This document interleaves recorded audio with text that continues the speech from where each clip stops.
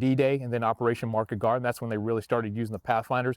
And at that point, it was just a beacon on the ground for the aircraft. And they did supply some assembly aids, but it's really when you get into the Vietnam War, techniques that were developed here on Fort Benning, you know, and how to actually use Pathfinders when it comes for, again, air mobile insertions, which was a very big thing.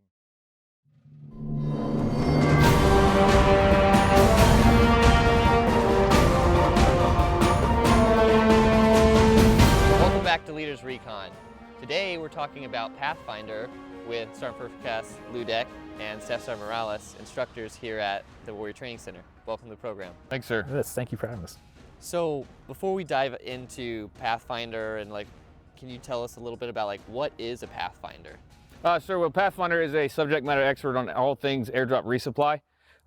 Dig into the weeds and kind of expound on anything else that another school may teach you about airdrop resupply, and we just combine it all into one package in a 16-day course to make that individual, like I said, an expert in sling load, external load, air movement for resupply, setting up helicopter landing zones to deliver personnel or equipment, and then finally setting up drop zones of various types to, again, deliver human resupply or equipment. Has there ever been a time where either one of you have been able to execute some of these skills in a mission environment? Good. Yeah, I actually had an opportunity while I was in Afghanistan, much like a lot of other people. You know, the easiest way to get around in a lot of cases is via air mobile insertion. So while I was there in Afghanistan and in Iraq as well, had an opportunity to use the skills that I learned at Pathfinder School in a real world situation. So, and I'm assuming for the airborne units and stuff, I guess it's a requirement to have Pathfinders then as part of the units, or? Yes, sir. It depends on what type of drops they're doing. So a computed air release point, that can just be a jump master qualified individual. They just go to the point of impact, mark it, and go from there. Where it gets more difficult, where it has to be a Pathfinder, where the Army drop zones, the verbally initiated release system, and the ground marked release system, that is required by doctrine to be a Pathfinder. And I guess so before I ask you what all those things are, because for those that are listening in, can you tell us a little bit about, I guess, the history of where did Pathfinders come from? Where are we today?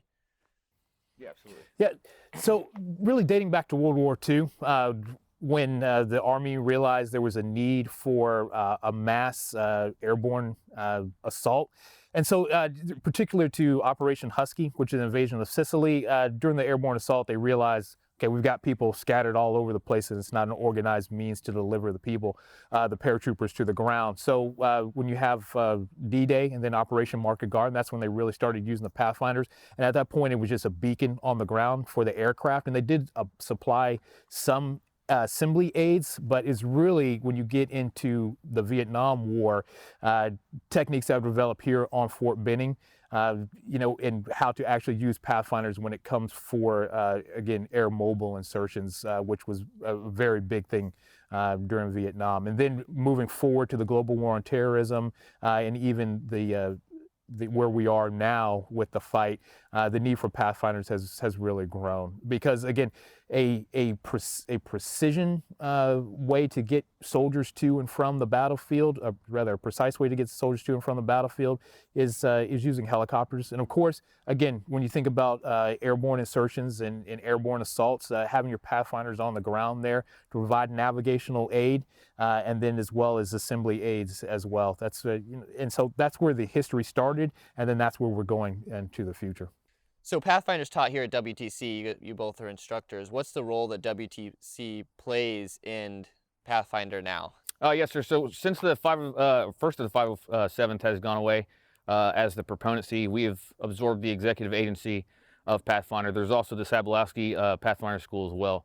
What we're trying to do, we didn't have a seat at the table when there's the discussions about Pathfinder going away. Some of the things that were cited was funding. They were over strength on the force, meaning people with Pathfinder badges, and then you could get those skill sets at other schools. My rebuttal to that is, for funding, we're a 16-day course. We're more consolidated, as where the active component is a 3-week course. For getting that skill set at different schools, there's arguments that I'm sure everybody who's watching that has been in the Army and gone to schools can make, and the obvious reasons. Air assault can, somewhat give you a touch on helicopter landing zones. Well, we dive into that. Again, we're the subject matter experts. We go well more into detail in that. Our phase is longer. Sergeant Morales is the phase chief of HLZs. For sling loads, you have the sling load inspector course. Again, that's the 1 to 2 week course itself. And in 4 days, we take basic loads that the Army has in its inventory, apply the doctrinal application to it, and then our best practices, which has been learned and implemented downrange. So best practices. You can take those 4 loads, and then the idea is that Pathfinders can go sling any unique load, whether that's a downed aircraft, a downed vehicle, what have you, and they can apply that there. So it's the premier schoolhouse for sling loads and HLZs, all consolidated into just 2 phases instead of sending your soldiers to 2 separate schools. Now for drop zones, the argument was going through drop zones, passing Pathfinder will make you a current qualified drop zone support team leader. Okay. So the argument for that was the only unique thing that Pathfinder School had to offer, right? So the other side of that is, well, they got Jump Master. Well, if you are a graduate of Jump Master, like I spoke on earlier, you can go be the drop zone support team leader for a computed air release point drop. Mm-hmm. What that means in layman's terms is a airplane with its computers will calculate it. The Air Force Navigator will calculate the release point in the air so that the item will land where it's supposed to. Okay. Okay, so Jump Master is a great program. I liked it so much I went twice.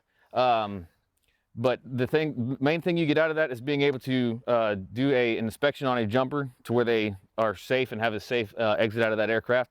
And then you do learn a little bit of actions on the aircraft and a little bit of the drop zone support team leader duties and responsibilities. But that's just for that you go set up on the point of impact.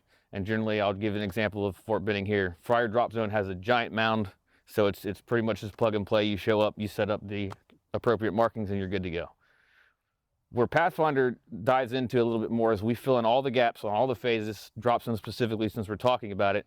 We go into the Army drop zone, so verbally initiated release system like I talked about, and ground mark release system. So verbally initiated release system, there's a ton of problem solving that goes into that. You're factoring in the wind, the forward throw of the aircraft, and then you're gonna have to use complex formulas such as trigonometry, the law of sine and cosine, to potentially calculate an offset release or a delayed release. These are complex things that you're not going to learn in Jump Master School. So again, we consolidate this. The ground mark release system, that's the proponent of that is USASOC, so your SF units, right? When fortunately, and this is not a dig on them, the 18 series guys require a waiver to attend the school.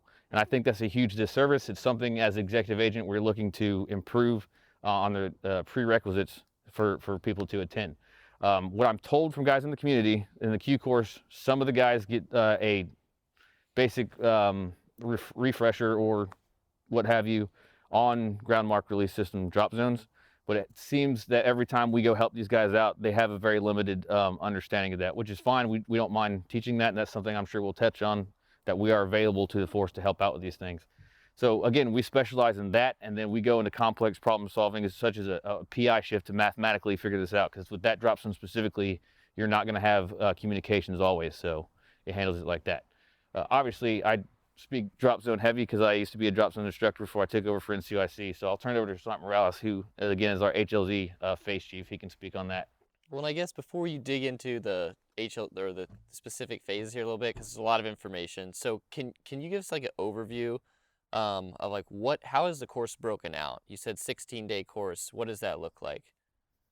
Sure, and before I get to that, I want to say that the WTC, we're professional instructors. Mm-hmm. The old National Guard from 15, 20 years ago, when it was show up for your 1 week in a month, 2 weeks during the summer, and you have a barbecue, and that was really it. That's gone away. We've seen the need between the different components to work together.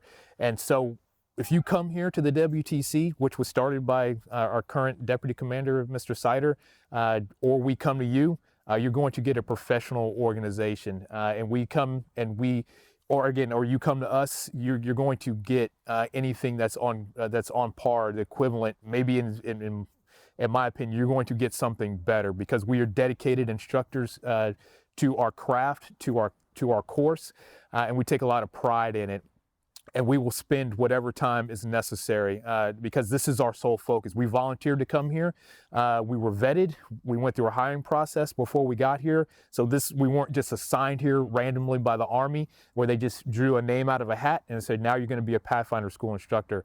I interviewed with Sergeant Ludecke before I got here. He knew who I was before I got here. I knew who he was, what I was capable of, and I was brought here just like he was brought here, just like the other instructors were brought here because of our particular background and expertise. And that's also one of the advantages you get with the National Guard, that we have professions outside of this that help us as instructors, which then subsequently helps you as students. So coming to the WTC or bringing the WTC to you, whether it be for Pathfinder School or Air Assault School or Master Fitness School or a Light Leaders course or Senior Gunners course or any of the courses, you're going to get a professionally run organization. We're just not showing up. We're not just going to hang out for 16 days and have a barbecue and just at the end of those 16 weeks just hand you a torch. You're going to get a full-blown Army course catered to your needs for sure, and that being Pathfinder schools, that's what you need. That's what we're coming there to do.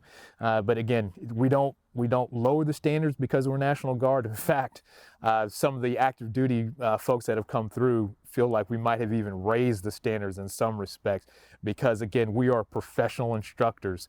This is it. This is what we do. We don't have a side hustle. We're not driving for a ride share. We're not delivering pizzas. We are professional Army instructors that, again, volunteer to come here. We are vetted.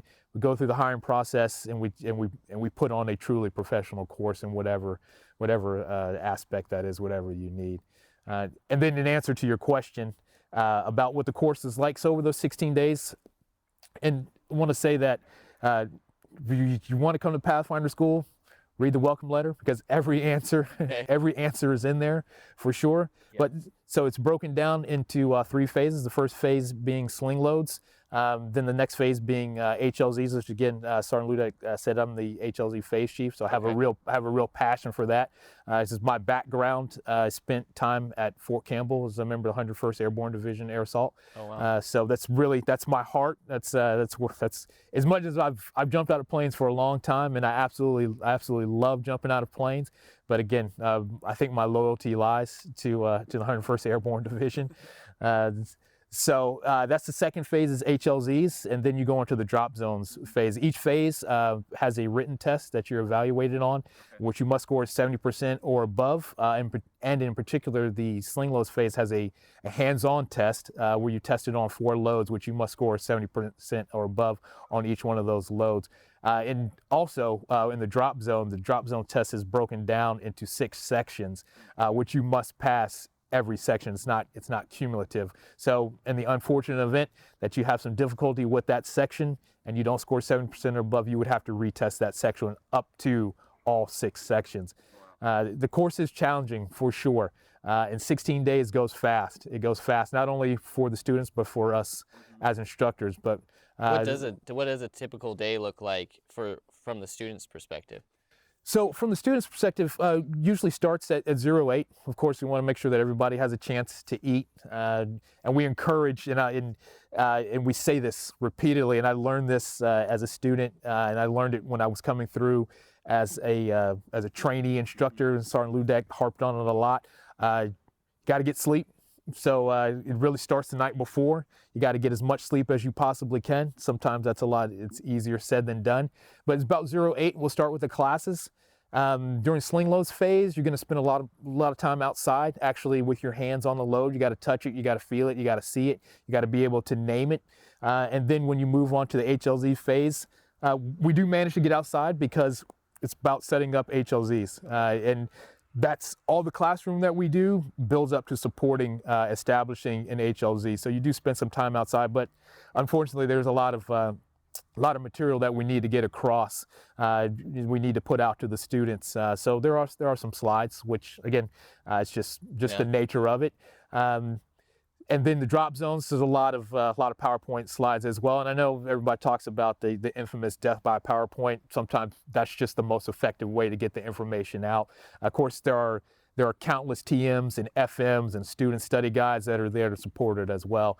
But there is some classroom portion for sure. take a break for lunch every day. Again, because we talk about the holistic need as a soldier. You need to find time to rest. You need to find time to recover. So we do break for lunch. Sometimes that break is not just for the students. Sometimes that break is for us as an instructor. So we don't just go straight through the day. No, then, we absolutely don't. And when I was coming through as a training to be an instructor, and Sergeant Ludecke would say, you know, you got to take that break for you as an instructor as well, and we love answering questions. I don't want you to think we don't want to answer questions, but like I said, that break for lunch is sometimes for us as well. And then after lunch, we'll come back, and there'll be more classes, whether it be an actual practical exercise that we'll go and do outside, and there's practical exercises in every phase, in particular in the drop zone phase, where you actually learn how to set up and walk through setting up the different types of drop zones, because it's one thing to hear it, but then when you actually get to see it, is something entirely different. I can imagine. So what does it look like then or I guess, let me rephrase that. You know, if I'm a prospective soldier, you know, looking to go to Pathfinder school for whatever reason, what are some of those minimum requirements to get in access to the course? I'll hit on that, sir. There's a various array of prerequisites to get in the course. I advise everybody to go to their school's NCO and go to ATARS to get the detailed list. But a basic minimum, you have to have a basic GT score of 110 for enlisted. Obviously, officers would have that to be an officer. And then the MOSs range from 11 series to 19 series, some 15 series, some 92 series. Again, go to ATARS for that detailed list. Enlisted is E3 to E7. Okay. Officer is 01 to 03. In various branches, well, not various, but limited branches. And then obviously green on all your medical readiness. Yeah. So pretty straightforward then. You mentioned all I have to do is do a couple practical exercises and get a 70% on each test. How hard can it be? What's your attrition rate look like? I would say we're about 40%, so about a 60% graduation, somewhere between 50 and 60. Some classes are better than others for various reasons. The instructors, we don't change. We present the material in the way that is practices, you know, TTPs that we have learned. And we do a constant evaluation of ourselves. Sergeant Ludecke looks to see how we're doing. Sometimes he's in more of the classes than the students are, it seems like. So we put the information out as best as we can, and then from there it's just kind of up to the students. Like I said, some are better than others, but yeah, I'd say about between 50 and 60%. Yeah, it fluctuates a lot, and there's a lot of variables and outliers that go into that. Okay. 40 to 60 is easy, and I know that's a huge window, but one thing for everybody that wants the golden egg on how to do this, sleep, and then ask questions, no matter how stupid you think they are. The classes that don't ask questions usually have a lower success rate. But we go and do our mobile training team. We're not just on Fort Benning, we go all over the country. We're going overseas this year, potentially. So everything changes, the dynamic changes, the type of units we're changing, the type of equipment we're training on changes, so that really fluctuates the pass rate. But again, the success is sleep and then ask questions. That's usually the general rule. So it sounds like it's a pretty mentally challenging course. You know, I guess, what are some of your pieces of advice for students going into it? You just said, you know, hit on the sleep part of it, but is there any type of material that students should be prepped ahead of time to help them be more successful on some of those early exams? Well, really, the first exam is on day one. So, nice. Okay, yeah, and that's probably the biggest surprise, the number of students that show up, and so you get a block of instruction in the morning, and then that first test in the afternoon, and that's probably the biggest surprise. So it comes with a welcome letter. Again, Sergeant Ludecke sends it out well in advance, 30, 60 days in advance. You get multiple bites of the apple on that. Read it, because with it comes the nomenclature study packet for sling loads, because that's the very first test that you take. So we do not encourage anybody to go beyond that, because while that material is out there and available to you, trust us, and we will teach you the way to learn it and know it. We don't teach for the test, again, because we're not just here to hand out badges. We're here to give you a skill, and then make you a force multiplier, make you to increase your lethality, and go out to the force and spread that. So you're not going to get it for free, but don't read too far ahead, because we don't want you to learn something and confuse yourself. So just study that nomenclature packet that comes with the welcome letter, and study it and know it. And the biggest question that we get is, do I need to know all of it? You need to know all of it. Verbatim, down to the last digit of the last number. Every bit of it is testable. So that's really, that's the only thing that you need to study, the only thing you should want to study. That should be your, your go-home criteria at the end of the day. Sleep with it, absorb it through osmosis, whatever it is, but you gotta get it all. And can you explain a little bit as an instructor, like, why is it so important to know like that nomenclature, verbatim? Well, when you get out into the force and you've got the Pathfinder badge on your uniform, people are going to expect you to be the subject matter expert. And I know it's a cliche phrase, but it really is. Wearing the Pathfinder badge, it's not just something. It's just not just something to do.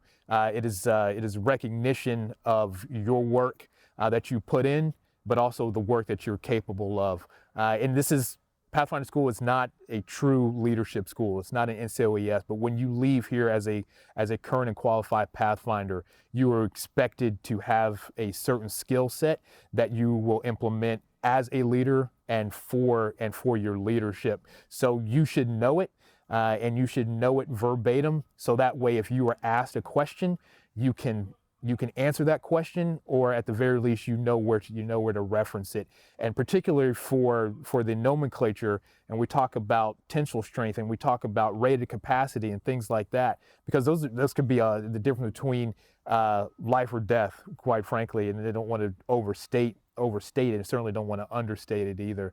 But that could result in loss of life or equipment if you miscalculate something, if you overload something, and in cases sometimes if you even underload something, because their minimum weight requirements just as are their maximum weight requirements. So it's just, can you know it all? No, you probably can't know it all. But again, so you know where to reference it, and that's where the leadership aspect comes into it. And that's, again, you want to know it. Certainly, there's a written evaluation, and we can't hide that from you. But we don't teach the test. We teach you to take this knowledge and to go out and increase the lethality of the force and be a true force multiplier for you and for your chain of command. And then, what would you say as a NCOIC here is the biggest attrition part of the course right now, where you see the most students drop out? Well, that's debatable, and these guys will fight in the team room about that. To be honest with you, those outliers, those variables that go from course to course, and just the student body, there's usually strong personalities that will draw the students to ask questions. They see this strong NCO asking questions he's not afraid to. That usually will bleed over into the other students. So there's all those things. That being said, to answer your question, it's usually one of the three phases. I know that's not the greatest answer, but usually one is the big numbers dropper. The big catastrophic go home one. Generally, it's between sling loads, which is the first phase, of course. So it's just smacks them in the face. They realize that we're not bluffing when we say verbatim. HLZs, it varies time to time, but Sergeant Morales does a pretty good job. Just so everyone knows, he is the instructor of the cycle in our last course. He has broken the 3-year streak of drop zones. So an HLZ guy finally broke through and won it. Wow. And then getting back on topic, drop zones is just difficult in and of itself. It's the longest phase.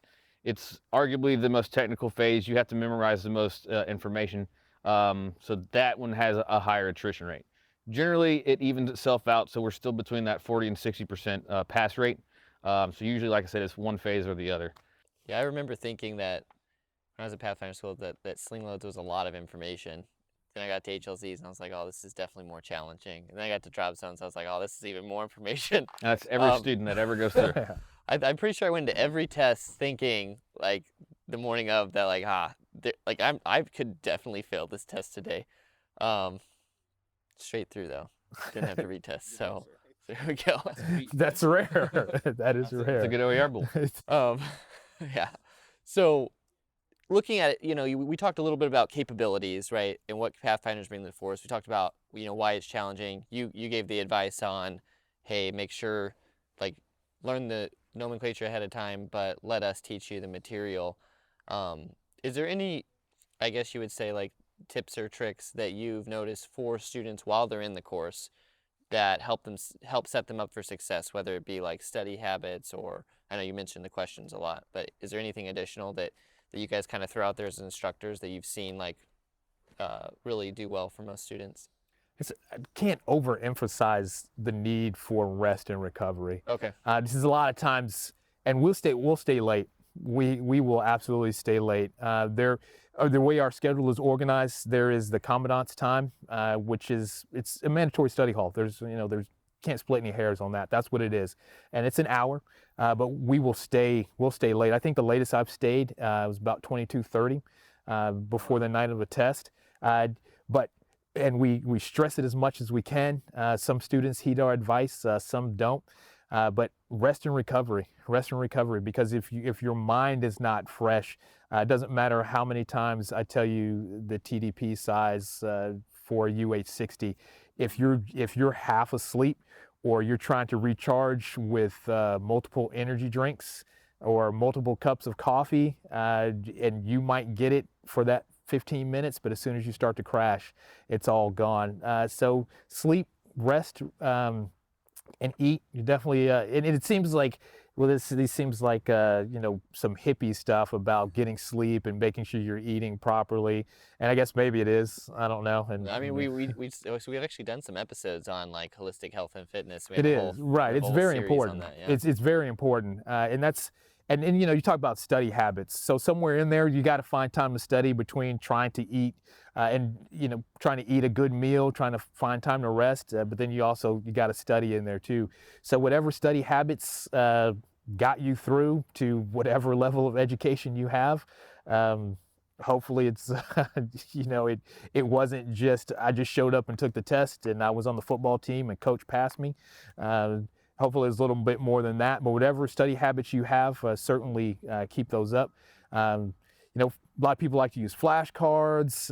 If that works for you, people like to study in groups if that works for you. But again, whatever works for you. Some students, they want to go off and study by themselves. But again, that's all personal technique. But whatever you have done in the past is certainly what you want to. Don't come to Pathfinder school and decide, I've never studied in a group, and I've hated it all my life, but now's the chance for me to start studying in a group, because it's probably not going to work for you.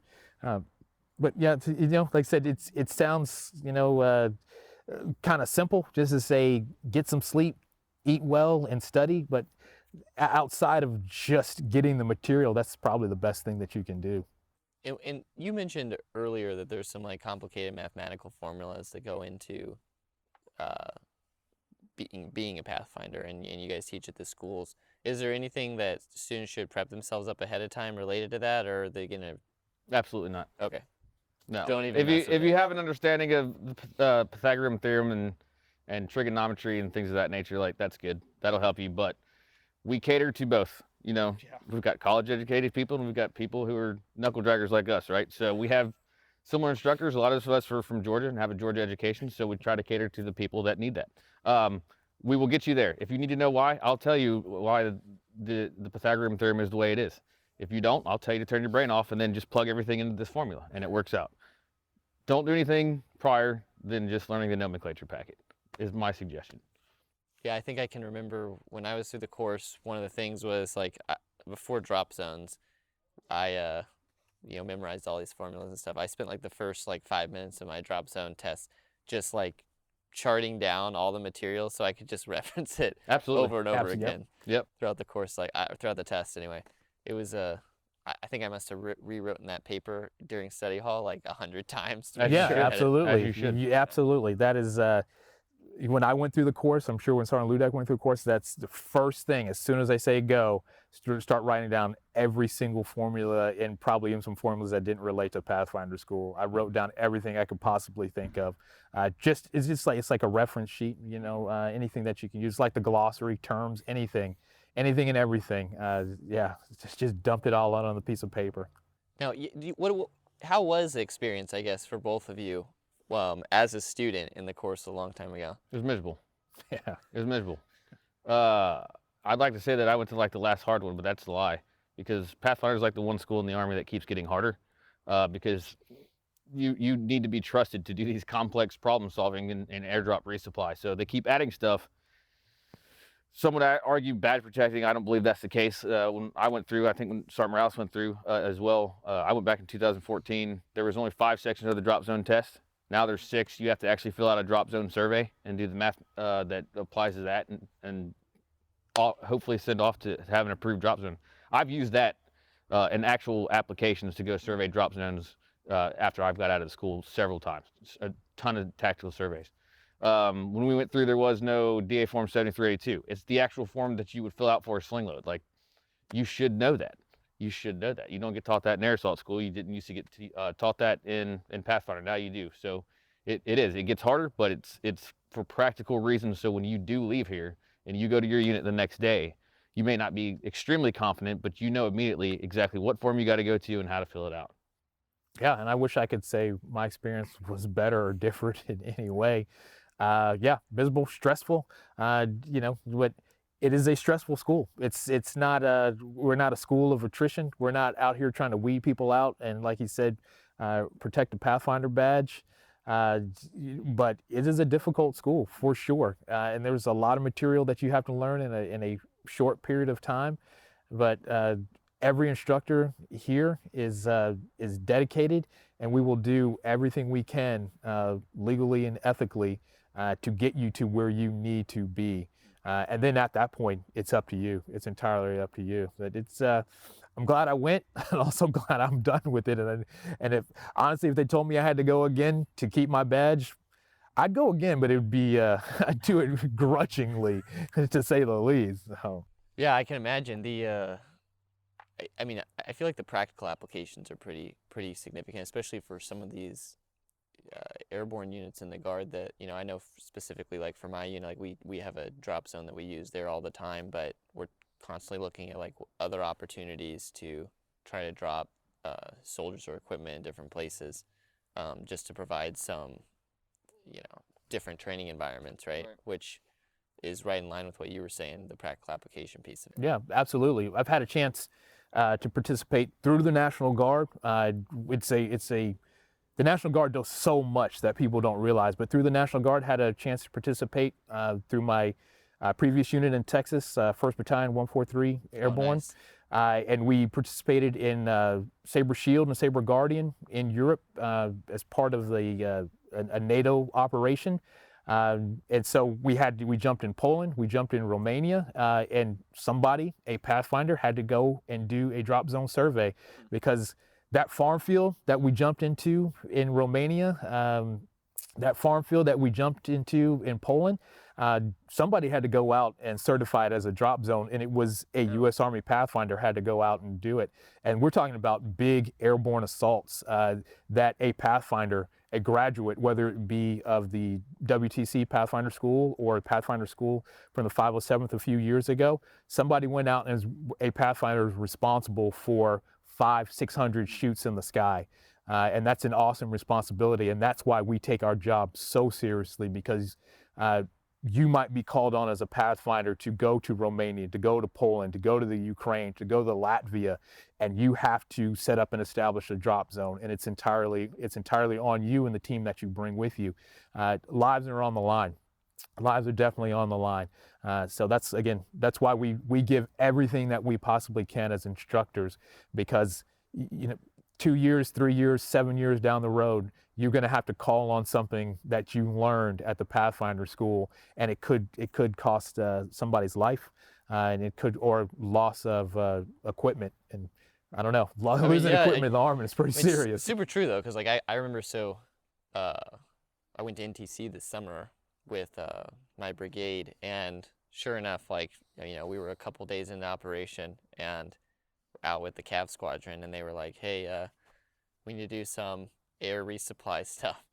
You're a Pathfinder, why don't you plan this? Right. And I was like, oh, let me get those manuals back out again to refresh here. Absolutely. But Yeah, super. I mean, I feel like super diverse skill set. Now, and I guess as we close up here, a couple questions. One, you mentioned earlier about like WTC and the Pathfinder team here specifically being able to help provide some aid to the units and stuff out there outside of just teaching the course. Can you dive into that a little bit?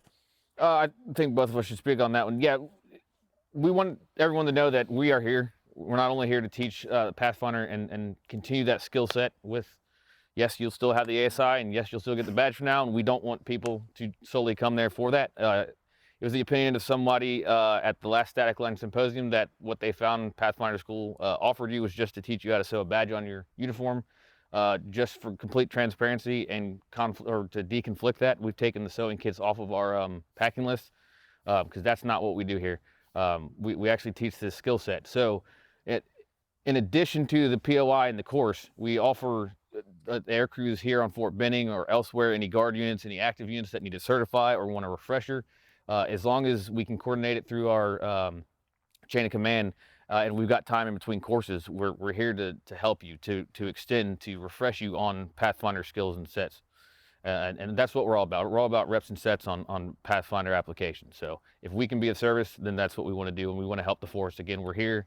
We're available to help in any way. And I'll pass it over to Sergeant Morales to... Since Pathfinders in the National Guard, they're in a unique situation.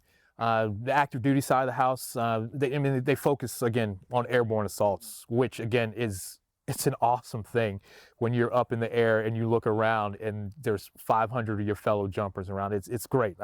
There's no feeling like it in the world. In the National Guard, not only do you get that, but you also have your service to your community as well. I guess it was about 2 months ago, we had a recent Pathfinder School graduate call back to us because they needed to move a water purifier or something when they had a couple hurricanes back to back. And so they needed to move this huge piece of equipment. And there was a Pathfinder there who graduated, called back, and we provided him every bit of information. We hit every manual we could think of. We called on called favors, called in other resources, because that's what we're here to do. We give you a skill set, then you go out and then you put that into practice, because we increase the lethality, but we also have to, increase how we serve our community, because again, that's the unique aspect of the National Guard, is we wear two hats. Not only do we defend the nation, but we're also there to support the force, to support the local community as well. So, call back and that's something that is important, I think, for the units that are out there that are not on jump status, and they're thinking, well, why would I need to send anybody to Pathfinder? Why should I pay to bring the WTC here to do a mobile training Pathfinder course? Because we provide you with a skill set. I was talking to somebody else, and I was saying that, it's like going to Starbucks or just ordering just the mocha frappuccino and not knowing about the secret menu that you can offer. So that's why you come to Pathfinder School, and then we're going to give you all the additional skills, the additional knowledge that you can take back to any unit. It doesn't matter if you are in an ABCT in Texas, or if you're in a light infantry unit in Maryland, or wherever it might be. You can take these skills back to your, because as Sergeant Ludecke was talking about, aerial resupply, that's what it is. Sometimes that aerial resupply is personnel, sometimes it's equipment. So the National Guard, again, can use Pathfinders in a way that the active duty wouldn't have an opportunity or a need to use them, because they are solely focused on fighting and winning the nation's wars. But in the National Guard, we fight and win the nation's wars, but then we also service our community as well in times of need or natural disasters. But yeah, and I mean, last year in 2020 was a great year, or 2021 even. I wouldn't say it was a great year, sir. For Guard, example, I guess, yes, I should say, yes. of Guard being used all over for right.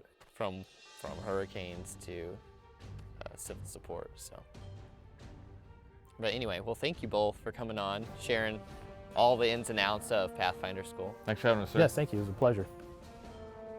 Thanks for tuning in today to Leaders Recon. If you liked today's episode, you can find more information on our social media pages in the links below, or visit our website at www.nationalguard.mil/leaderdevelopment. If you enjoyed today's episode, please don't forget to subscribe and leave us a 5-star review. You can find us wherever you listen to your favorite podcast.